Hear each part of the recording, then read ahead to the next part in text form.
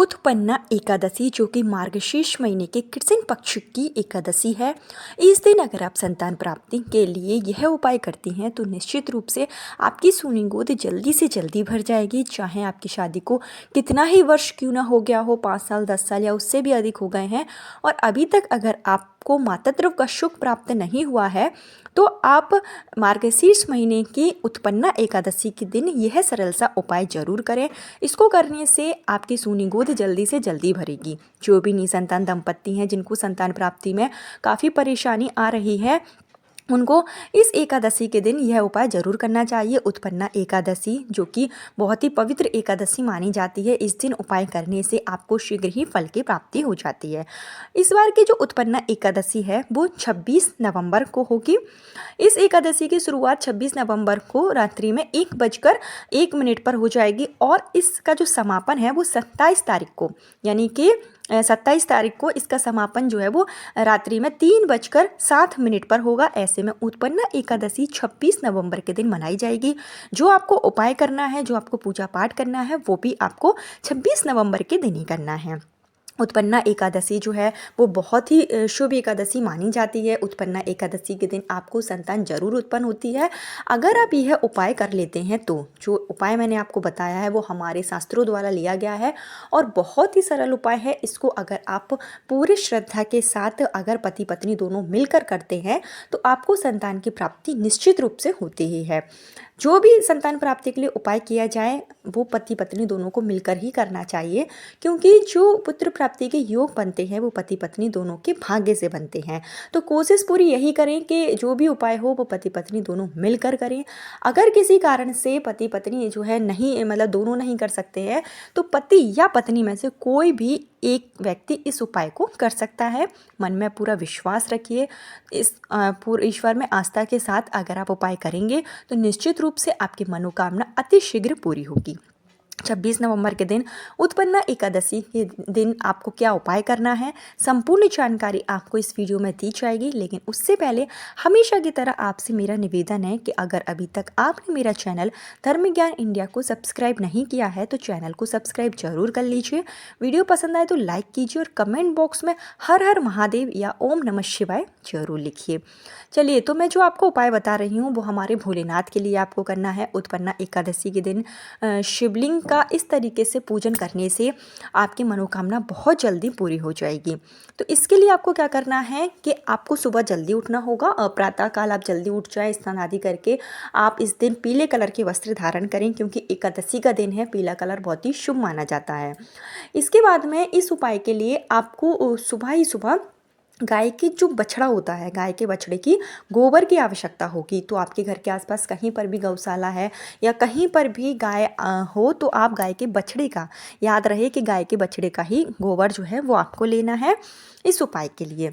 तो आप गाय का थोड़ा सा बछड़े का गोबर लेकर आए। पति पत्नी अगर दोनों साथ में अगर जाते हैं तो आपको सबसे पहले गंगा माता को स्नान करना है और आपको गाय माता से माता को आपको प्रणाम करना है, गाय माता से पुत्र प्राप्ति के लिए प्रार्थना करनी है और उसके बाद में ही आपको गाय का जो गोबर है वो आपको ले लेना है और आपको अपने घर आकर इस गाय के गोबर से शिवलिंग बनाने हैं। गाय के गोबर से जब आप शिवलिंग बनाएंगे तो आप पुत्र प्राप्ति, संतान प्राप्ति के लिए अपने मन में जो है विनती करते जाएंगे। उसके बाद गाय के गोबर से आप शिवलिंग बना लें, याद रहे कि जो आप गोबर लेंगे तो वो आपको प्रातःकाल ही मतलब लेकर आ जाना है 26 नवंबर के दिन। इसके बाद आपको शिवलिंग बना लेना है। शिवलिंग बनाने के बाद में आपको इसको पीले कलर के कपड़े से अच्छे से इसको मतलब एक तरीके से इसके ऊपर पीले कलर का आपको कपड़ा रख देना है, जिससे कि जब आप इसकी पूजा अर्चना करें, प्रसाद लगाएं तो इससे ये शिवलिंग टूटे नहीं। इस बात का जरूर ध्यान रखें। कोई भी पीले कलर का कपड़ा शिवलिंग के ऊपर अच्छे से आप बांध दीजिए। उसके बाद में आप शिवलिंग पर दूध, दही, शहद, मिश्री इत्यादि प्रसाद चढ़ाइए। घी का एक दीपक जरूर प्रज्वलित करें और साथ ही साथ फल फूल, अगर आपके पास बेलपत्र है तो बेलपत्र आप जरूर चढ़ाएं। जो भी प्रिय शिव भगवान की प्रिय चीज़ें हैं वो आप शिवलिंग पर जरूर अर्पित करें। और इसके बाद में आपको कच्चा दूध लेना है। कच्चा दूध आप गाय का ले सकते हैं। अगर आपको गाय का दूध मिल जाता है तो आप गाय का ही कच्चा दूध लें। नहीं तो जो भी आपके पास दूध है आप वो ले सकते हैं और उसमें थोड़ी सी आप मिश्री मिलाकर इसको मीठा कर लें। उसके बाद में आपको इस दूध से शिवलिंग का अभिषेक करना है। शिवलिंग का जब आप अभिषेक करेंगे तो आप ओम नमः शिवाय का लगातार जाप करेंगे और साथ ही साथ पुत्र प्राप्ति या संतान प्राप्ति जो भी आपकी मनोकामना है वो आप बोलते जाएंगे। और याद रहे कि जब आप पुत्र प्राप्ति के लिए मनोकामना बोले तो आप जो शिवलिंग का अभिषेक करेंगे तो इस दूध की जो धार है वो टूटना नहीं चाहिए, इस बात का ध्यान रखिए। मतलब जब आप शिवलिंग पर जल चढ़ाएं तो इसकी धार टूटे नहीं। धीमी धीमी मात्रा में आपको जल चढ़ाना है, एकदम जल्दी नहीं चढ़ाना है। धीमी धीमी मात्रा में जल चढ़ाइए, बस धार जो है वो टूटना नहीं चाहिए। पुत्र प्राप्ति संतान प्राप्ति के लिए शिवलिंग से भोलेनाथ से प्रार्थना करेंगे और इसके साथ ही ओम नमः शिवाय, ओम नारायण नमः, ओम नमो भगवते वासुदेवाय नमः इस मंत्र का आप जाप कर सकते हैं। और इस मंत्र का जो जाप है वो आपको 11,000 बार करना है। 11,000 बार आपको इस मंत्र का जाप करना है। इसके लिए आपके पास पूरे 24 घंटे हैं, यानी कि उत्पन्ना एकादशी 26 तारीख से शुरू होगी और 27 तारीख की सुबह इसका समापन होगा। तो आप सुबह 4 बजे से पहले पहले ही आप 11,000 बार इन मंत्रों का जाप कर सकते हैं। मंत्र जो है ओम नमः शिवाय, ओम नमो भगवते वासुदेवाय नमः, इन मंत्रों का आपको 11,000 बार जो है वो पूरा जाप कर लेना है। और जब आपकी पूजा हो जाए उसके बाद में अगले दिन यानी कि जब सुबह होगी तो आपको पुनः जो है शिव भगवान की पूजा अर्चना करनी है और आपको थोड़ी सी खीर बनाना है। खीर बनाकर आप शिव भगवान को प्रसाद में चढ़ाएंगे। खीर आप चावल की ना बनाएं, इस बात का ध्यान रखें। इसके अलावा आप मखाने की या साबूदाने की कोई भी खीर बनाकर शिव भगवान को आप चढ़ाएं और साथ ही साथ पुनः पुत्र प्राप्ति की कामना करें।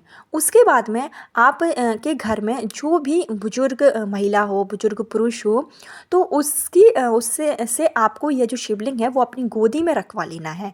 याद रहे अगर जो महिला रखेगी तो महिला सुहागन होना चाहिए, नहीं तो पति पत्नी के अलावा घर में जो भी बुज़ुर्ग है उससे आप यह शिवलिंग अपनी गोदी में रखवा लें।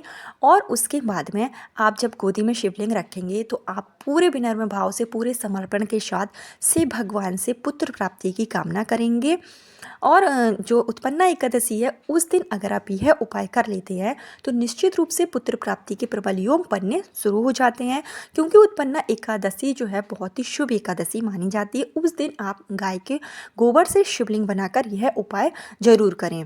इसके बाद ही आप जब जो है उसके बाद थोड़ी देर गोदी में रखने के बाद आप इस शिवलिंग को अपनी पूजा स्थल में रख दें। और पूजा स्थल में रखने के बाद में आपको जो उपाय करना है वो यह करना है कि थोड़ी देर मतलब 10 से 15 मिनट, आधा घंटा, या आप चाहें तो दिन भर भी मतलब इसको शिवलिंग को अपनी पूजा स्थल में रख सकते हैं। और आपको तुलसी माता के सामने भी इस दिन जो घी का दीपक है वो ज़रूर प्रज्वलित करना है। इसके बाद में आपको यह शिवलिंग लेना है, उठाना है और पति पत्नी दोनों को साथ में मिलकर, या फिर पति या पत्नी जिसने भी इस उपाय को किया है उनको यह शिवलिंग किसी भी बहते हुए जल में, नदी है, तालाब है, सरोवर है, कोई भी पवित्र जल है, तो वहाँ पर आपको इन शिवलिंग को जो है वो विसर्जित कर देना है। पुनः पुत्र प्राप्ति, संतान प्राप्ति की कामना करेंगे। अगर आप किसी भी नदी या तालाब के पास नहीं जा सकते हैं तो पीपल के वृक्ष के नीचे आप यह शिवलिंग जो है वो रख दीजिए। पीपल के वृक्ष के नीचे जब आप शिवलिंग रखेंगे तो एक घी का दीपक जरूर प्रज्वलित करेंगे, साथ ही साथ 7 बार पीपल के वृक्ष की परिक्रमा करेंगे। इस उपाय को अगर आप उत्पन्ना एकादशी के दिन कर लेते हैं तो आपकी संतान प्राप्ति के योग जरूर बनेंगे। याद रहे कि जब आप शिवलिंग को पीपल के वृक्ष के नीचे रख कर आएँ या फिर विसर्जित करके आएँ नदी में, तो आपको पीछे मुड़कर नहीं देखना है। आपको चुपचाप सीधे अपने घर आना है, किसी से बीच में वार्तालाप नहीं करनी है। और घर आकर अपने पूजा स्थल पर माथा टेक कर पुनः आपको अपनी मनोकामना जो है भोलेनाथ के सामने, विष्णु भगवान के सामने बोलनी है और विनती करनी है। ऐसा करने से निश्चित रूप से संतान प्राप्ति के प्रबल योग बनते हैं। एक बार विधि आप फिर से सुन लीजिए कि आपको गाय के बछड़े का गोबर लेना है और उस से आपको शिवलिंग बनाने हैं। पीले कलर के कपड़े में शिवलिंग को लपेट देना है और इसके बाद शिवलिंग की विधि विधान से पूजा अर्चना करेंगे। धूप दीप इत्यादि जो है शिव भगवान को आप नैवेद्य आदि चढ़ाएंगे। उसके बाद में शिव भगवान के सामने घी का दीपक प्रज्वलित करके आप कच्चे दूध में मिश्री मिलाकर शिव भगवान का ओम नमः शिवाय के साथ अभिषेक करेंगे।